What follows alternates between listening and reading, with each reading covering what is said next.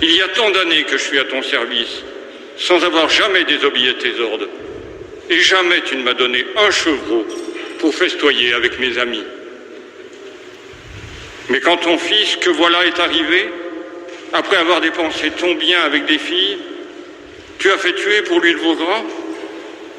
Le père répondit, toi, mon enfant, tu es toujours avec moi, et tout ce qui est à moi est à toi. Il fallait bien festoyer et se réjouir, car ton frère que voilà était mort et il est revenu à la vie. Il était perdu et il est retrouvé. Acclamons la parole du Seigneur.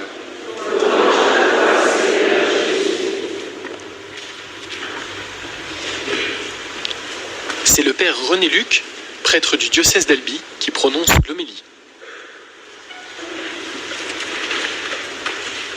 Que nous soyons devant notre poste de télévision ou dans cette église, tous nous sommes confrontés à un problème essentiel pour notre vie.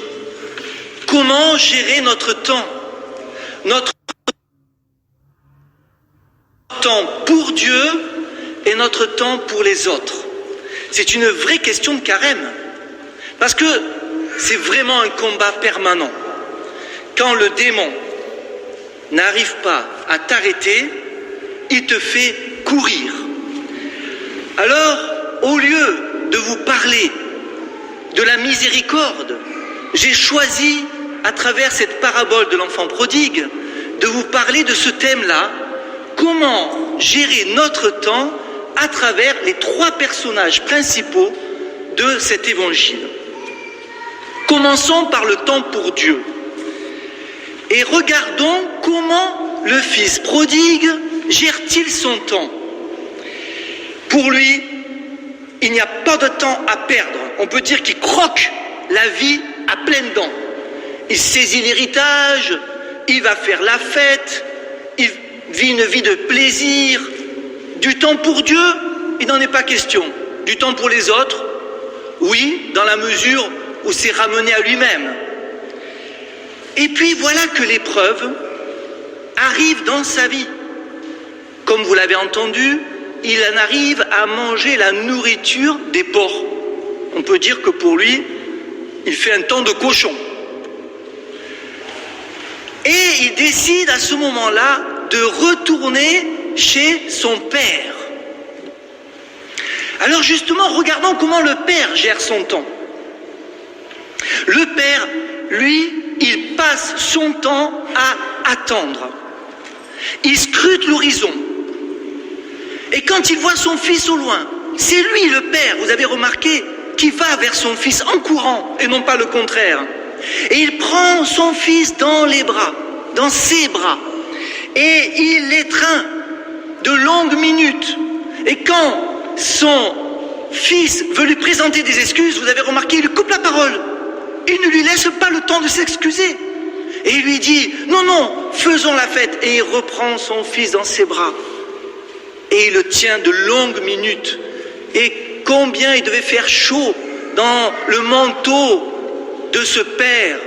Et le fils n'avait rien d'autre à faire que de s'abandonner dans les bras de son père. Eh bien, frères et sœurs, je crois que c'est le message essentiel que Jésus veut nous donner dans cette parabole. Revenez vers le Père et laissez-vous étreindre par son amour. Alors évidemment, cette étreinte, elle se fait par la prière. Peu importe si tu sens la chaleur du manteau de Dieu dans tes prières, une chose est sûre, Dieu est tout le temps heureux du temps que tu lui accordes.